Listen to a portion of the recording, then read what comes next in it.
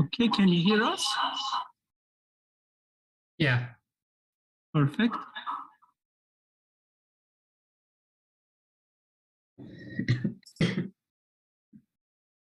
I'm reading to them. Okay. I think we're almost ready. Sorry about this. Oh, it's fine. Why is there so much?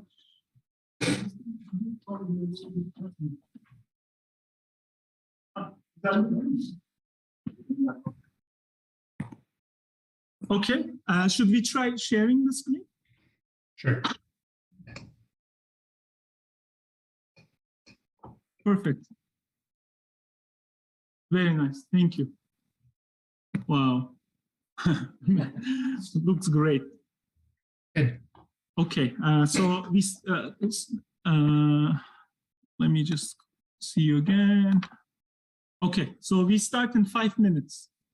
Okay. People are drinking coffee outside. They'll come back in 5 minutes. How are you doing? Good. I can't hear you, I think. Oh, I'm doing well. Thank you. Are you able to hear me now? What happened? Okay, can you tell me again? Yeah, I'm doing fine. Thank you. What's wrong? What is there? You did? Can you check that out? Hoparlörler. I do it again. Okay, can you say something again? Yeah. Hi. No, what's wrong?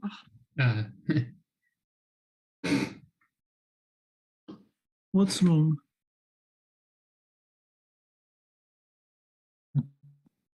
Speaker up. Okay, now? Hi, can you hear me? Yes, yes. Okay, good. Yes. There's like 7 buttons that you have to turn on and you forgot which one. Okay. Now, well, 2 minutes of that 5 is gone. Okay. Yes, so you were saying you were good, I hope. Yeah, I'm doing well. Thank you. Okay, good. Good. Okay, so I'll collect the people, so see you soon. Okay.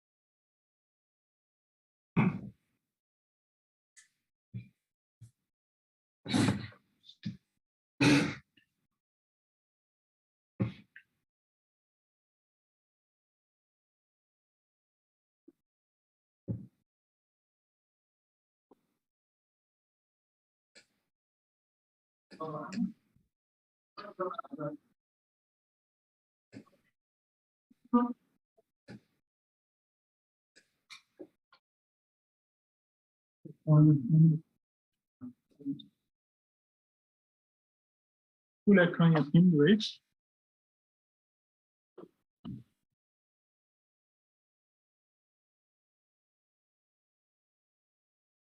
So can you see the classroom? Yeah, I can. Okay. And I think you should be able to hear whoever talks from the audience. Okay.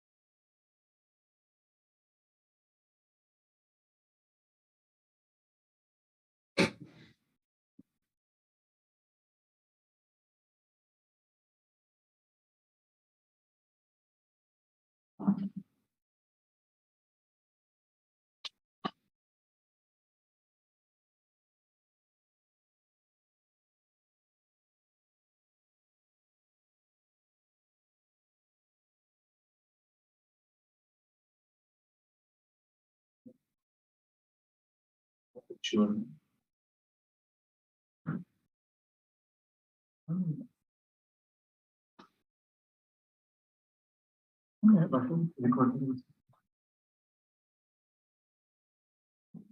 Okay, so we have Travis Mendel. He will talk about classification of Looijenga interiors in 2 lectures. This is the first part of the lecture. Thank you. Thank you for putting together this conference and inviting me to speak, and scheduling my talk to work with my own schedule and with the time difference and everything. I appreciate that. So so today I want to tell you a bit about the classification of Looijenga interiors. Basically, just I'm going to give a bunch of different properties that you can use to describe Looijenga pairs, Looijenga interiors. And then have a whole bunch of statements of the form, the following are equivalent, and have a bunch of equivalent statements that, if your Looijenga interior satisfies one, satisfies all these others, and it helps you get some intuition for the properties satisfied by whatever Looijenga interior you're interested in, whatever you're working with. So start with some basic definitions. Apologize if I'm repeating stuff from other talks. But probably good to see the basics again. So a Looijenga, switch to the highlighter. So a Looijenga pair is a pair y comma d, where y is the data of a smooth rational projective surface. We'll say over the complex numbers, or really over any characteristic 0 algebraically closed field. And then D is a choice of singular, nodal, anti-canonical divisor. Anti-canonical meaning that it is in the class of negative ky. Ky is the canonical class, so negative ky is the dual, and so it's in that linear system. Effective curve. So singular, so we actually require that it has a node, but it doesn't have any singularities besides nodes. So the most basic example is, some of the most basic examples are where y is equal to P2. And then D, some examples of D might have a nodal cubic. So maybe D is something like this, or D could be a conic in a line. So remember for P2, so negative k P2, so that's O of 3. So D should be a cubic. So we could have a nodal cubic, or we could have maybe a conic in a line, so just a degenerate version of the first one, or we could degenerate more and have D is 3 lines. So these would all be different choices of D, and these give very different Looijenga pairs. If you choose different nodal cubics, that will change the pair y comma d, but basically like the main properties of the geometry we won't care about, or they won't change too much. We will mainly be considering Looijenga pairs and Looijenga interiors up to deformation. So different nodal cubics, those deformations won't matter, but the difference between this or this or this, those will be significant differences that give you non-deformation equivalent things, very different pairs. Now, a Looijenga Looijenga interior is just the complement of D. So it's we'll denote it by U, and it's the set Y minus D, where YD is a Looijenga pair. And then Y comma D I might call a minimal model for you. So some examples you could consider, well, the most basic examples are where Y is a non-singular complete toric surface. So you just take a fan that, well, is complete, goes up the whole plane and is non-singular. The corresponding toric surface is that toric variety together with its toric boundary is a Looijenga pair. And then no matter what fan you use, no matter what your toric surface is, the complement of the toric boundary, it's what we call U, that'll just be the algebraic torus, C star squared. And so notice if you change your fan, that doesn't change U at all. That only affects the boundary, not the complement of the boundary. So more generally, we can look at toric blowups.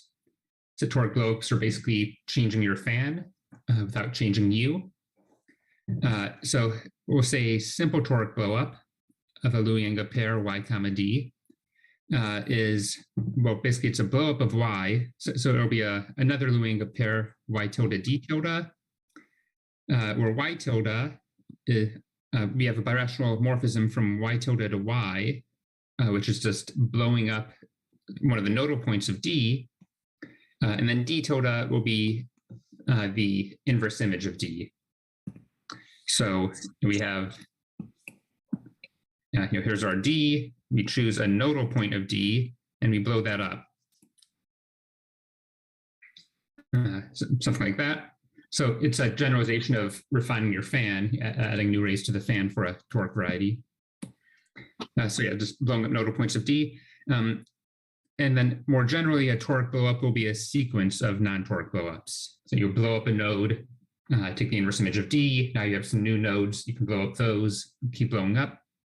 And as I've mentioned, the key thing to notice is that toric blowups don't affect U. You're only adding new stuff to the boundary, but U's not changing.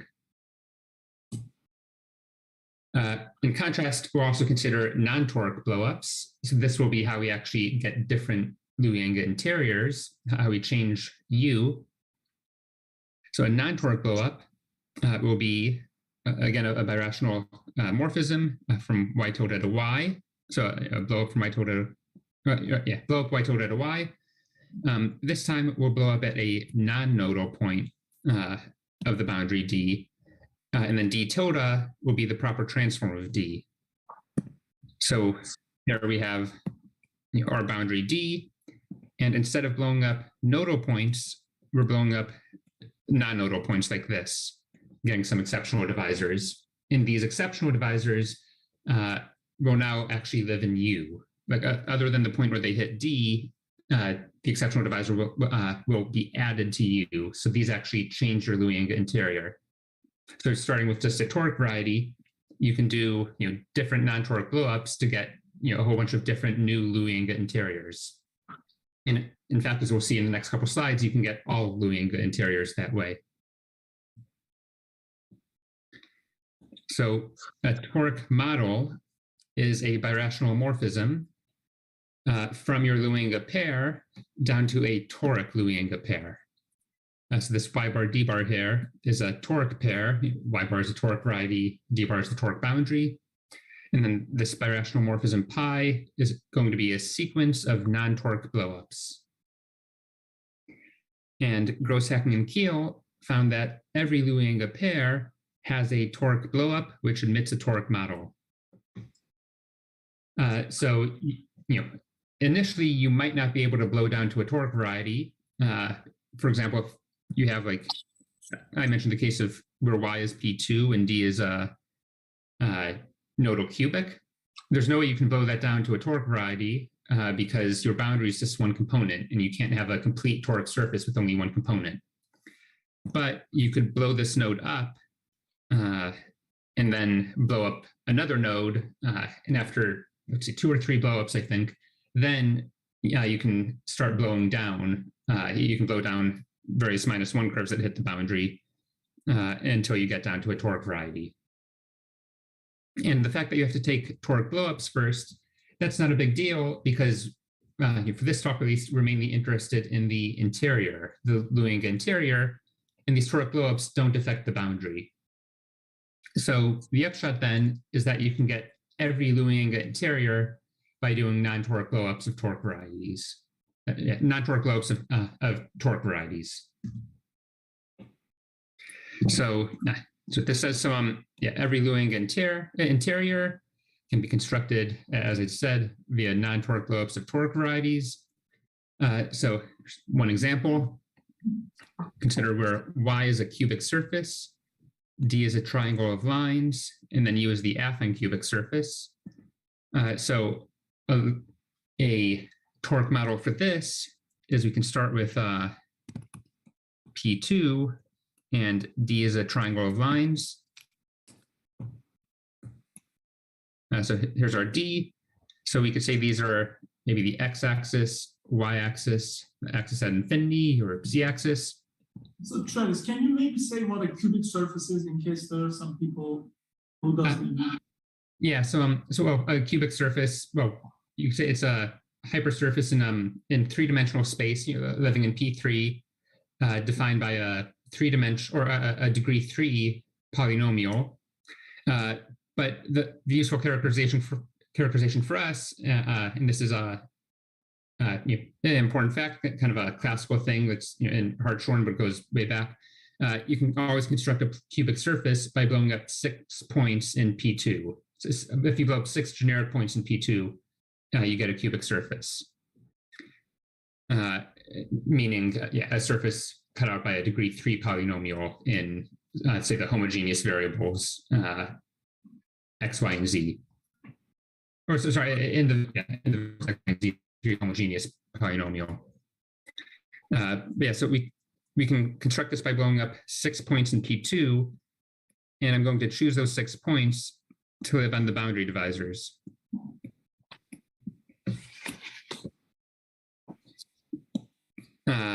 And if I chose my 6 points somewhere else, whatever generic 6 points I choose, you can just take 2 of them, take a line through them, take another 2, take a line through them, take another 2, take a line, and say that those 3 lines are your boundary. You kind of work backwards, choose your boundary to fit whatever your blowups are. And this way your cubic surface can be viewed as taking P2, taking 3 lines, blowing up 2 points in each line. So you blow up these 6 points, get 6 exceptional divisors. Now, let's see.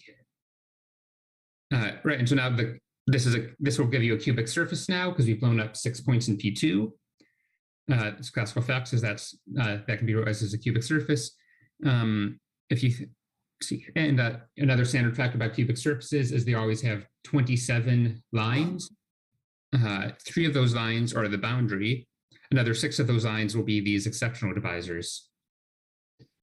And then your other lines are like a conic that hits 5 of these, or a line that goes through 2 of these. Take the proper transform of that. You can construct the rest. Cubic surface, we'll revisit this example a couple more times. Just it's a useful example to work with. Oh, and the proper transform of the boundary here. So if you actually embed this in P3 as a cubic hypersurface,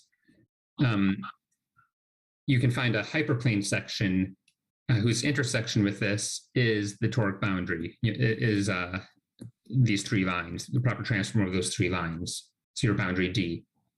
So then the complement of D will be an affine cubic hypersurface. So just something cut out by a degree 3 polynomial in X and Y in affine space, in affine 3 space.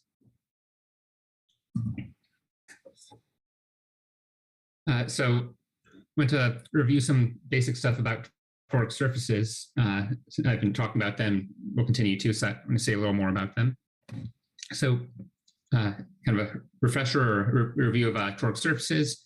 When you study them, you start with a choice of lattice n, which these are surfaces, so it will be z squared. So rank 2 integer lattice.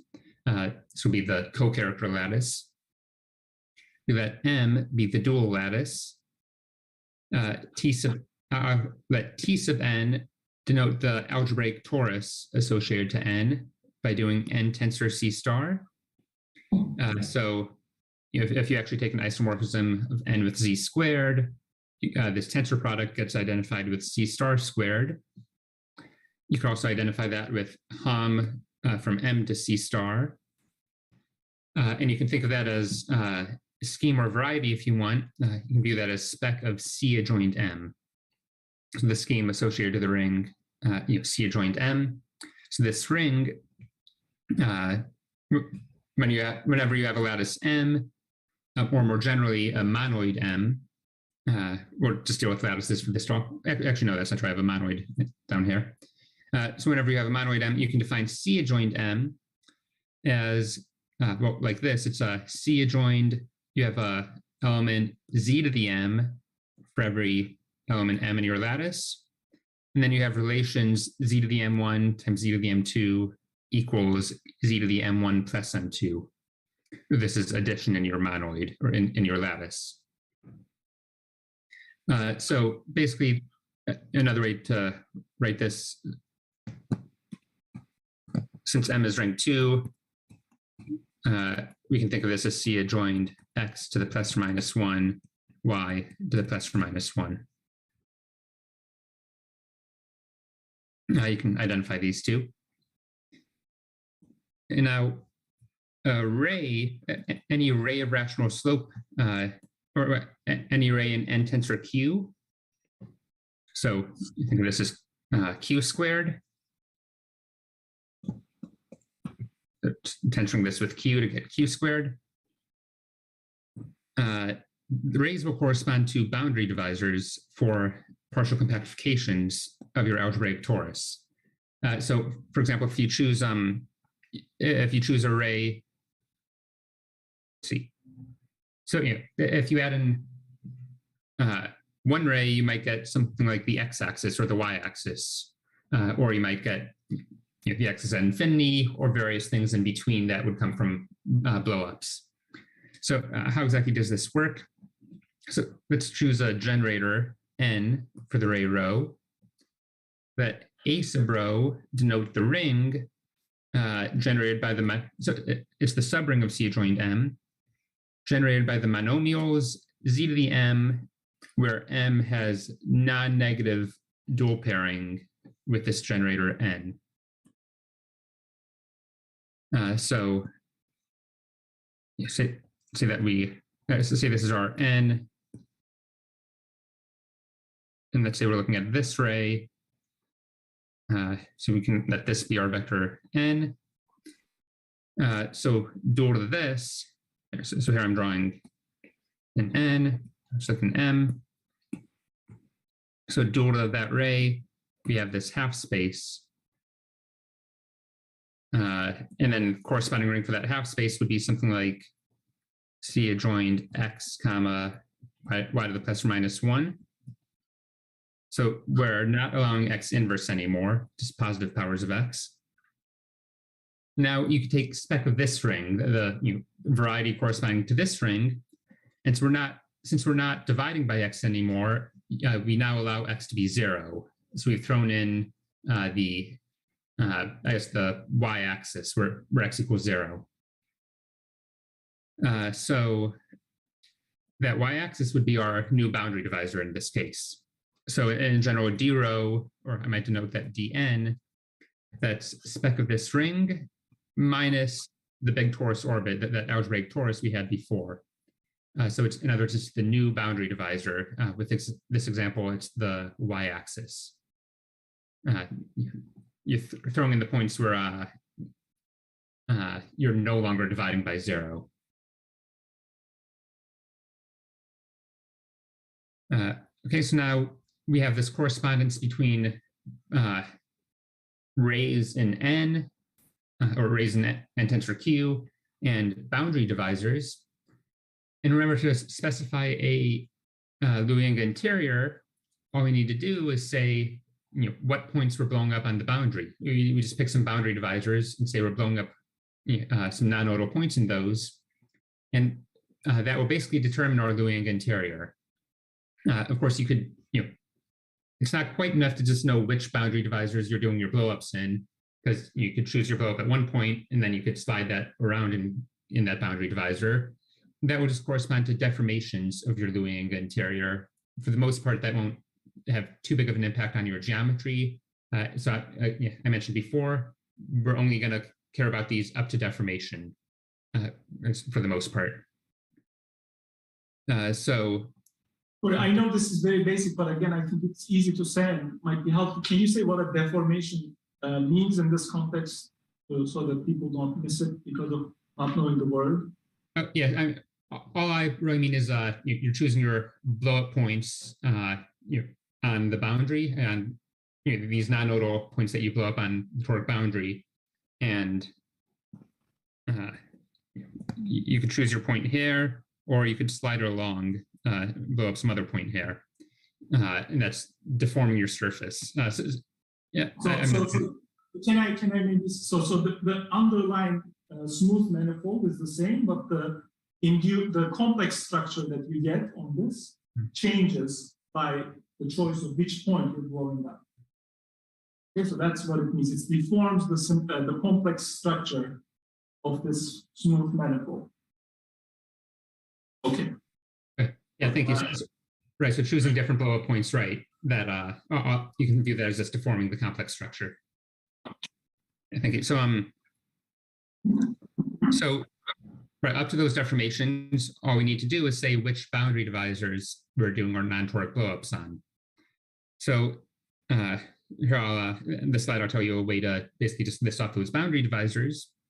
We'll let E bar be a set of elements VI parameterized by some index set I, finite index set. So this will be a finite set of primitive elements in N. We'll assume they're primitive for this talk. Primitive meaning they're not equal to a positive integer multiple of some other thing in your lattice. Okay, and then we can blow up a point on dvi for each index I, and that will give a toric model for some Looijenga interior U. So a toric model is up to deformations, like I mentioned. It's determined just by specifying these VIs. These determine what boundary divisors you're doing your blowups on. So yes, this U is uniquely determined up to deformation, and every Looijenga interior can be constructed in this way. Now, up to isomorphism, we actually don't quite need this much data. We can get away with even less. So that's that omega be the standard skew symmetric pairing on the lattice N. So if we choose a basis, we can let E1 dual wedge E2 dual be this element in the exterior algebra of the dual. Gives you a skew symmetric pairing on N, and all that pairing is it's omega of U comma V is the magnitude of the cross product of U and V. Just to think of it in a basic way, you might even see me doing right-hand rule to check my signs and stuff. So yeah, just magnitude of the cross product. Take that skew symmetric pairing on N. And so if you take an isomorphism or an automorphism of N, that won't affect the isomorphism class of U. So up to isomorphisms, you don't actually need to know exactly where these vectors are. It suffices to just give this matrix, the skew symmetric matrix omega of VI, VJ for all I and j in your index set. So that will give you a rank 2 skew symmetric matrix. Rank 2 is in like, the row rank or column rank is equal to 2. So, sorry, can I ask, so do you really want to take primitive elements, or shouldn't you be allowing blowing up many points on the same divisor somehow? Yeah, so you can, so these VIs, so I said set, I should maybe say Yes, multi-set. Yes. Yeah, so but then I think if you want to record that data in the skew symmetric matrix, wouldn't it be better to say not primitive elements and let that kind of yes, that is another way you could do it. So right, instead of, so multi-set, by that I just mean you can take the same VI multiple times, and that allows you to blow up the same points on the same boundary divisor multiple times. But right, you could instead just choose a non-primitive point. So choose something that is, instead of choosing k copies of some VI, you could choose something of index k in that VI direction. And you could do that too. So I'll talk about blowups and mutations in a bit. I can come back then and explain the kind of subtle difference, but it's true that gives you essentially the same Looijenga interior as if you keep the VIs separate. Technically, I would say that the way you should view it is if you have something of index k, then you're doing like an order k non-toric blowup, so blowing up a reduced point. And that's almost the same as just blowing up the same, like blowing up k points, or really it's like blowing up the same point k times. But you kind of end up contracting some curves at like your -2 curves at the end and get a singular point. So I'd say if you want to allow for Looijenga interiors with some orbifold singularities, then you would want to allow non-primitive elements. So yeah, I think I'll come back to that in a few slides. Remind me if, when I talk about mutations if I forget. Okay, so I think maybe it's the simple answer is that we just allow it to be multi-set. I think. Right. If you allow it to be a multi-set, then yeah, you get multiple blow points in the same divisor. So now the data, a lattice n with this finite set of vectors e. I called this e bar in the previous slide. And integer valued skew symmetric form omega. This is some version of what people might call a seed in cluster algebra theory. Typically, one would also require that these basis elements E, or that these elements E form part of a basis. And I just allowed any set of elements, and in fact, any multi-set of primitive elements. You could, right, so this doesn't quite fit into, I guess, the way one would normally define a seed. So the thing that people would normally call a seed, you would get like this. You take the lattice freely generated by these VIs, call them VI tilde in this lattice, call this lattice n tilde. And then there's a natural map from n tilde to n, given by VI tilde maps to VI. And you can use this to pull omega back. You take omega on n and pull it back to n tilde. Or another, you call that form omega tilde. And another way to say that is omega tilde is the form on n tilde defined by this. Omega tilde of vi tilde vj tilde is just omega vi vj. It's the same as pulling omega back from here to here. So now, if you, so given a seed like this, with n tilde, omega tilde, the vi tildes, given that version of a seed, you can construct a pair of cluster varieties, often denoted A and X, following Fopping-Goncharov. And I'm not going to go into a lot of detail about these. You'll see them in other talks, but I want to mention the connection here so that if they come up again in later talks, you know the connection to this. So this cluster variety is usually denoted X. This has a fibration over an algebraic torus, where the fibers will be whatever the rank of omega is, or the rank of omega tilde. So for us, the fibers will be two-dimensional. So sorry, the dimension of the fibers will be the rank of omega. So two-dimensional for us. And in fact, the fibers will be Looijenga pairs. If your omega is two-dimensional, or if your omega is rank 2, or omega tilde is rank 2, then yeah, the fibers of these X spaces over this torus will give you Looijenga interiors. And you can actually view this X space as a sort of universal family of Looijenga interiors that are deformation equivalent to U. So that the different fibers will just correspond to just moving your blow-up points around or deforming the complex structure. Okay, so we'll be working with some, well, usually with some fixed fiber of the X space, but occasionally I'll mention that you might have to deform or allow for deformations. So yeah, so when people are talking about cluster varieties, they're just kind of an extension of this, or very closely related to Looijenga interiors, Looijenga pairs. So for our purposes, I'll allow the C to be this, that is n, these VIs and omega. I won't pull back to n tilde. It won't really matter for us. So we'll call this data a seed. And the data of a seed determines a quiver Q. Basically, the vertices of Q will correspond to the indices of this set I. And the number of arrows from a vertex I to a vertex J will just be given by omega of VI Vj.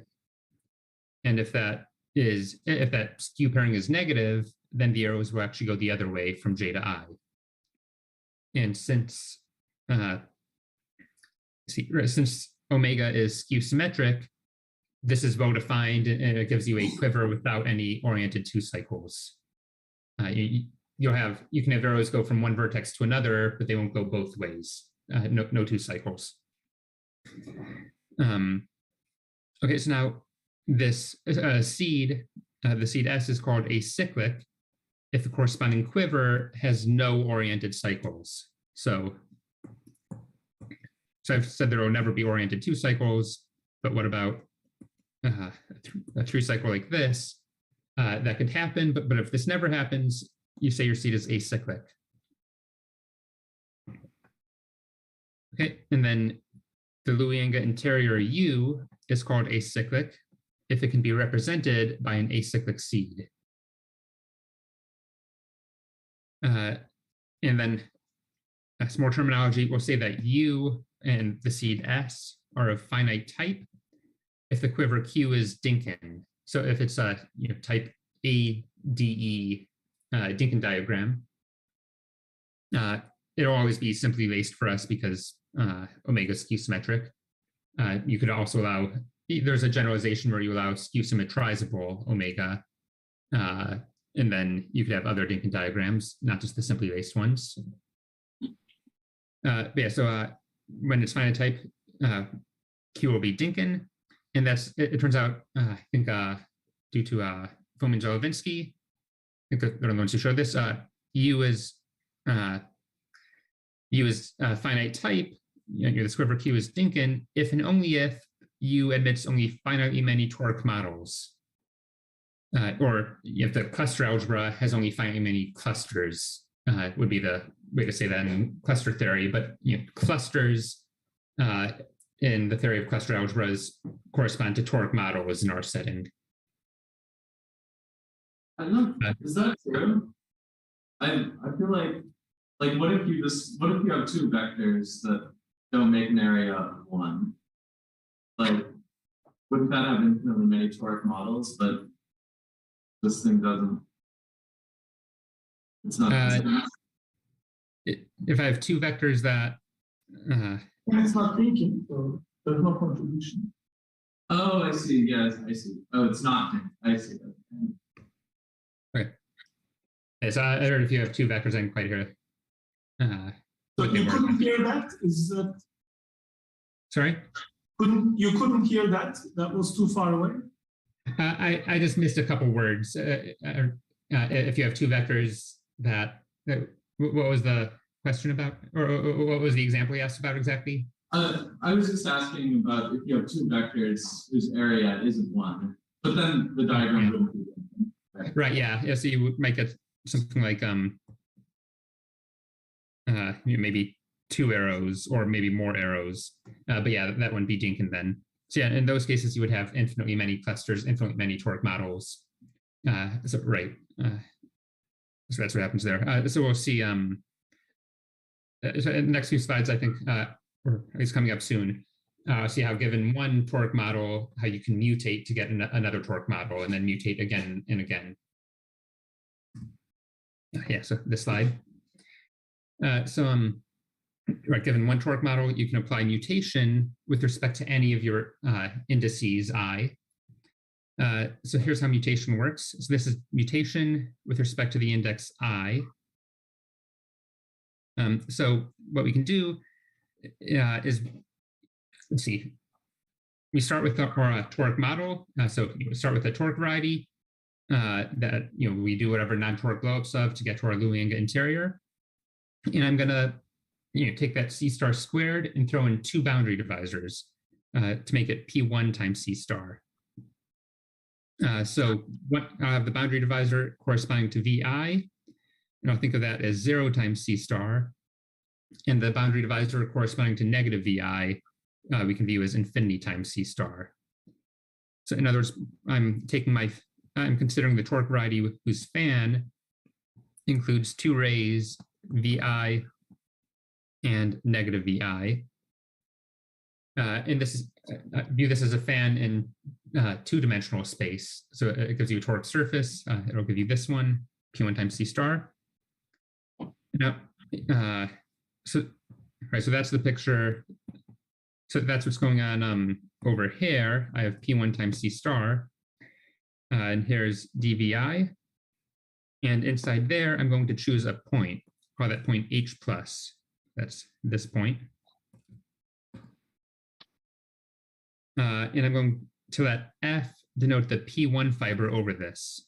So this fiber is F, and we have a map that just projects down to dVi, just collapsing all these P1 fibers.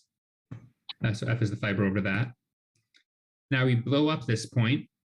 That gives us an exceptional divisor. Call that E tilde for now. Exceptional divisor E tilde. And then we can take the proper transform of F under that blow up. Call that proper transform F tilde. And now, so F before had self-intersection number 0. It was a fiber. When you blow up a point on a curve in a surface, and everything's smooth, that decreases the curve self-intersection number by 1. So the self-intersection number was 0, now it's -1, and a -1 curve in a torque surface can be blown down, or a -1 curve in a surface can be blown down to a smooth point. So now we blow down F. So we blow F down to this point, I'm calling H minus here.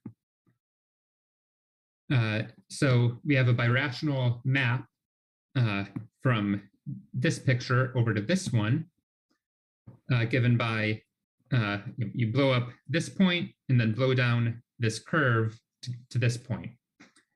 And Gross-Hacking and Keel, in their birational geometry of cluster algebras paper, they show that this blow down procedure always gives you a torque variety. It always gives you a new torque variety. So we started with the torque variety, we got a different one, and maybe let's just assume for right now that our seed has only one I, only one VI. So our Looijenga, we can say that our Looijenga interior, just for the sake of example, suppose our Looijenga interior comes from just blowing up this one point, this one non-torque blow up. So in other words, the Looijenga interior is what we have up here, minus the boundary divisors.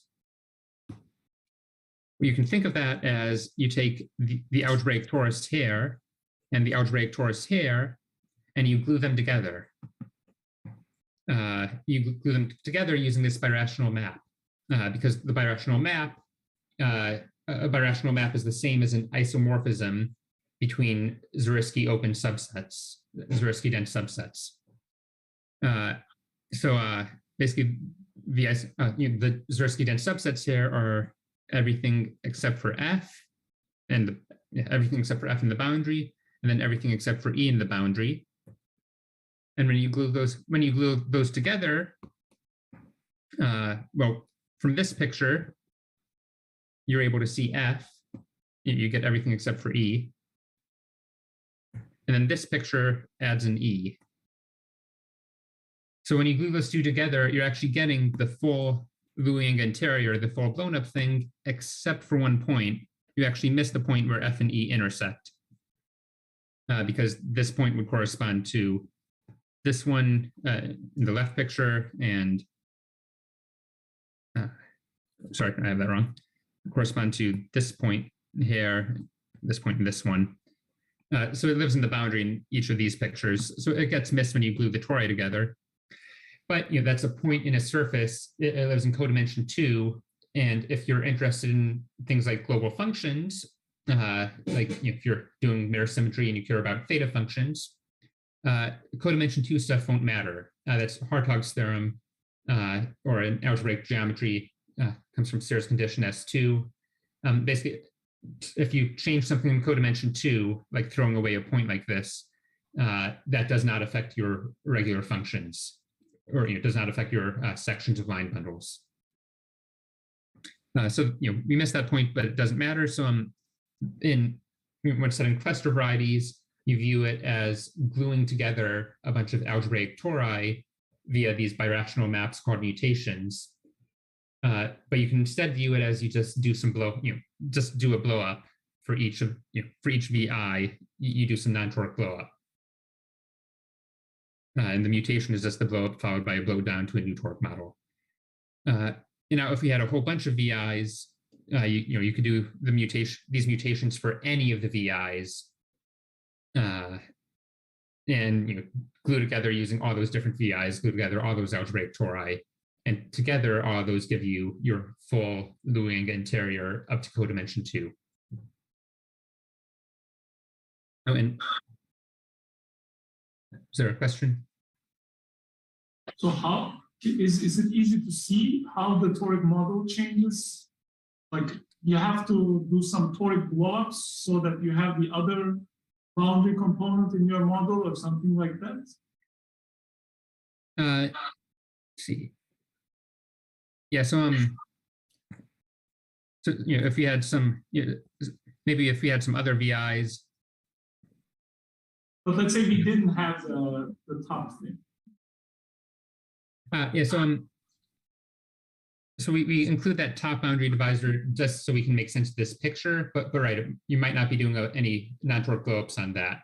But you can include as many toric boundary divisors as you want, and that doesn't affect the interior. So we just kind of throw them in for convenience. But that kind of changes that toric blowups, like that adds nodes to the seed, right? To the seed graph, like. Right. Yeah. So each VI, each non-toric blowup you're doing, right, corresponds to a node on your quiver or some index. So if we maybe had 3 non-toric blowups we're doing, you can mutate with respect to this one and do this blow up, blow down, or you can maybe mutate with respect to another, do a different blow up, blow down, and so if I blow up this one and then do this blow down, these you still want them to live on the same boundary divisors, but those boundary divisors will correspond to different points in N in a way that I'll talk about in the next couple of slides. It does change your lattice structure a bit. Okay, so maybe I should wait. Okay.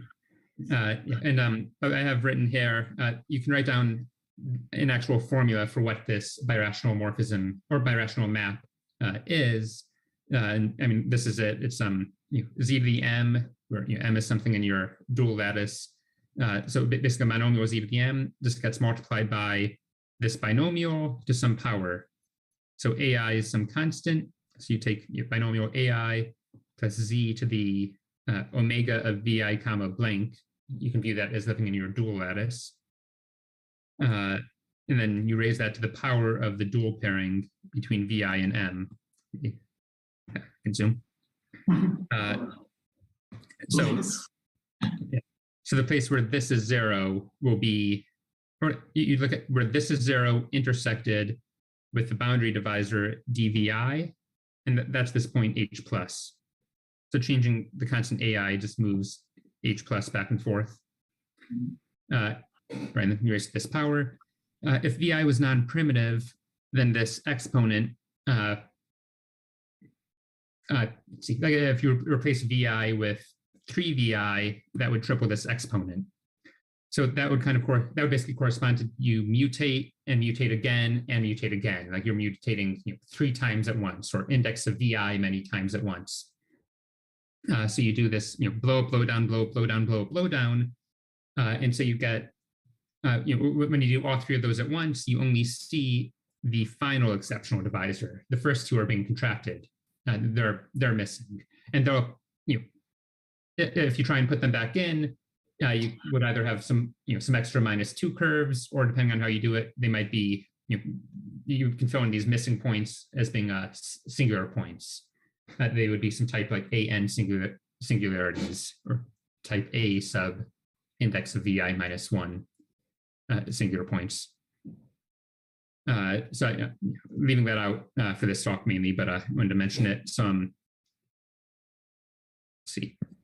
Right, so you could allow for non-primitive vi that way. Okay, so yeah, as mentioned, this this blow up, blow down does kind of mess with your seed data a bit. It'll mess with right, how you describe your torque model. So I'll describe one reason why that happens. So this is some more refresher of basic torque geometry. There are some important facts from important facts from torque geometry. So let's that Y be a complete non-singular toric surface, boundary divisor D, components dn1 through dns. Say these ni's or primitive generators for the rays for these boundary divisors. And let C be any curve class in Y. Then it turns out that if you sum over all the different indices I going from 1 to S, of C intersected with dni, take the intersection number, times ni, times the vector ni, that sum will equal 0.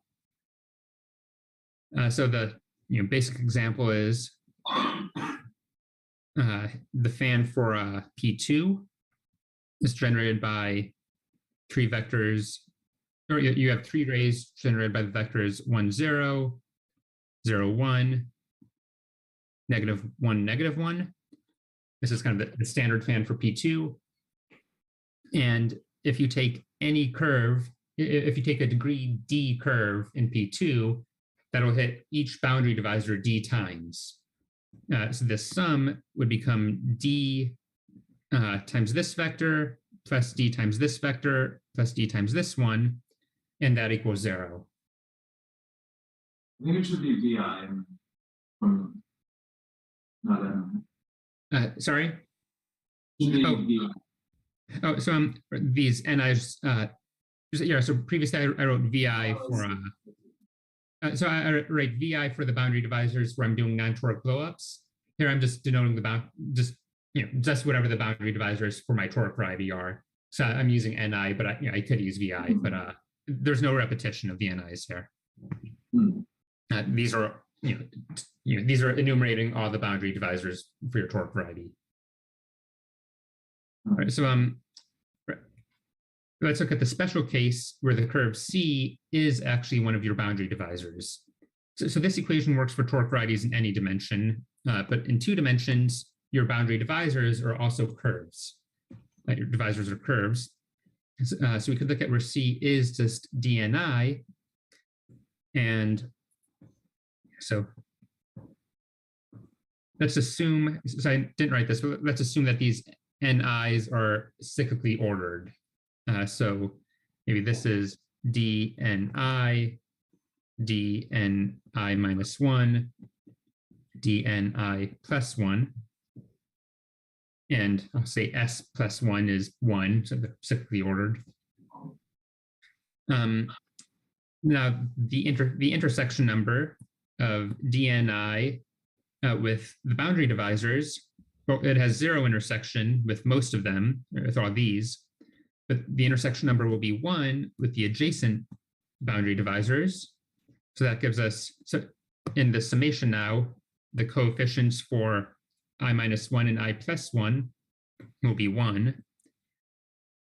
And then the only other term that doesn't vanish is the I term, the one where the coefficient is dni intersected with itself. So we have this equation should always be satisfied. Ni minus 1 plus the self-intersection number of dni times ni plus ni plus 1 should equal 0. So that's the equation we just had. Now, when we mutated, if we do a mutation mu j with respect to the index j, or the direction vj, so remember we blow up a point on dvj when we do that, and then we blow something down to d minus vj. When you blow up a point on dvj, that decreases the self-intersection number by 1, and then the blow down will increase this self-intersection number by 1, the self-intersection number of d minus vj. So if you're changing these intersection numbers, that this equation won't be satisfied anymore. So one way to think of that is the lattice structure of n is changing. Addition in n before the mutation is different from mutation after, or is different from addition after the mutation. Another way you can think of that is you could say n is the same for each of these, but your vectors vi are changing. So in other words, you can apply a piecewise linear map between your lattice n for your first toric variety and your lattice n for the new toric variety that you get after mutation. These are two different co-character lattices, but there's a piecewise linear map you use to identify them. And then if you identify them, the way that this piecewise linear map acts on these vectors vi is like this. So vi, or the vectors vi will map to these vectors vi prime, where vi prime, well, if I is equal to j, then you just get vj prime is negative vj, and that's just because we did a toric blow up on the divisor corresponding to this direction, and then we blew it down to a divisor corresponding to this direction. So vj changes to negative vj just because we blew down to a different divisor. That's what's going on with this one. And with the other VIs, they change basically because these intersection numbers are changing. Sorry, I still kind of feel like this VI should not be primitive. Like, I feel like that's how, for example, like if you have a toric divisor and you don't blow it up, right? Then you should actually not have a vertex for that. So these VIs are not assumed to be the rays of my fan. So I don't necessarily, if there's some boundary divisor for my Looijenga pair that where I'm not doing any blowups, then I just won't have a VI for that direction. Okay, so S is in for N's and S for V's is different. That's just a typo. Right. Oh no, it's the. I see what you're saying. So you can choose your fan to include, all of the rays generated by the V's and also maybe some additional rays. And then the generators for rays of your fan will be the N's.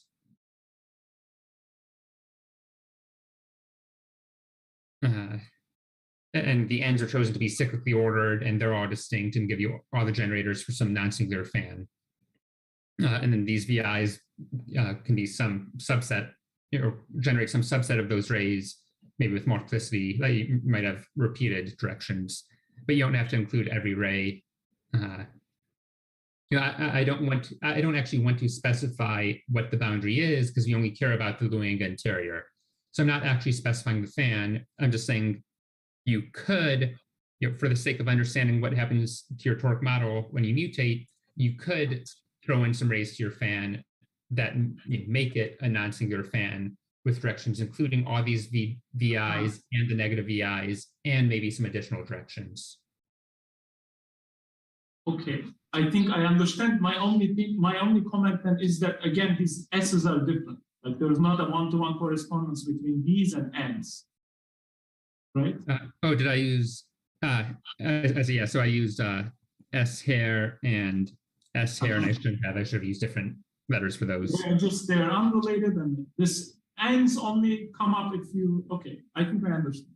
Like the ends are the rays of a fan for the torque model. But that's not something that speaks. These are a multi-set of ends, which are the non-toric low. But that's only if I want to interpret something, I need to look at these ends. Otherwise, my seed doesn't have this end. Yeah? The ends just come up when I want to interpret something geometrically. Right. Yeah, the ends are like some placeholders that you throw into to give you something to blow up on or blow down to. Right. So right, so these other VIs or VI primes for I not equal to J, they change by this piecewise linear map where you take your VI and you add some multiple of VJ. And that multiple is given by that skew pairing omega of VI and VJ if that skew pairing is positive. And if it's negative, then you don't add this at all. So this notation here, this A bracket plus, means you take the maximum of A and 0. So you add this if it's positive, otherwise ignore it. So quick little example.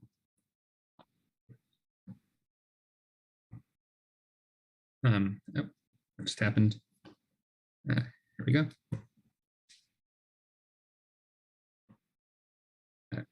So say I have these three directions. Maybe these are my V1, V2, V3. And let's say I mutate with respect to V2. After I mutate, V2 will be pointing this way. V3 will still be going the same direction because omega of V3 with V2, you do your right-hand rule, figure out that that's negative.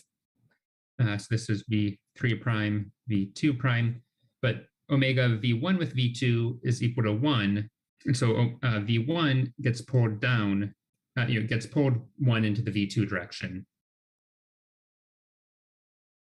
So you can see from this, the Looijenga interior where you take P1 times A1 and do 1 blow up on each boundary divisor corresponds to this picture.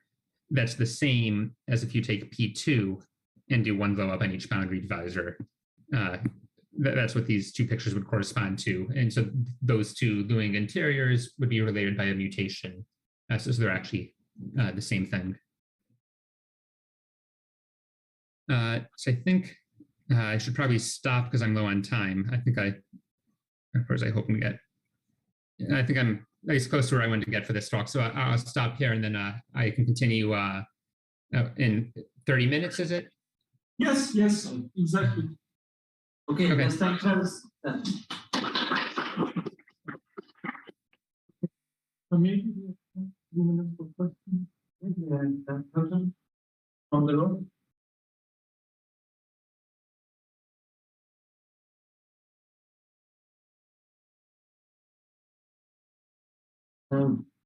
I can ask, but maybe to come up or but that was you mentioned this acyclicity for Looijenga interior or the quiver, let's say, acyclic quiver. So is there any role? I mean, what's the properties of them? What's special about them? In my next talk, I'll have a statement of the boundary equivalent, and there will be acyclic quivers are equivalent to having a whole bunch of other things. Some examples. Let's see. So I'll talk about these U-trop, these U-trops. So one thing I'll use to characterize. Well, actually, that's not a really good example. All right, sorry. One nice thing they satisfy. You can choose all of your blow-ups all these VIs that you do your blowups along to live in a half space. You can pick one half space and they all live in there. At least if the corresponding quiver is acyclic, you can do that. And that's equivalent actually, is that you can choose all your blowups in a half space. And you can kind of see that if they all live in a half space, your arrows, they'll only go like counterclockwise. So there's no way that you can get a cycle then. And when that happens, let's see, some properties. So there will exist some theta functions, or there will exist some functions, some regular functions, which might be 0 along some boundary divisors. You can take a valuation of some regular function along some boundary divisor and get something positive. It'll be generically 0 on the boundary. And that's true if and only if it's acyclic. Otherwise, evaluations of regular functions on the boundary are always negative. And we'll see a number of other conditions like lines in your tropical manifold. There will exist lines which don't wrap all the way around, whereas in non-acyclic cases, any line in the tropical manifold that I'll define soon will wrap all the way around and maybe self-intersect. And yeah, we'll see other properties too. Okay, yeah, thanks. Can I also ask the question? So the graph that you construct from the seed, it determines everything, right? Yeah, the graph, right, that quiver, that graph, that determines everything. And you could, of course, mutate, and that mutates your quiver. There's a version of quiver mutation. And yeah, the quiver up to mutation totally determines your Looijenga interior up to isomorphism and deformation. Okay, thank you. Any other question from the room? Maybe I should mention much more generally, cluster algebras. A lot of people will look at special cases of cluster algebras where the quiver is acyclic, and there's a number of nice properties in general that are known for acyclic cases, but not known in other cases because they either don't hold or they're just harder to understand. So maybe, is there any question from online participants?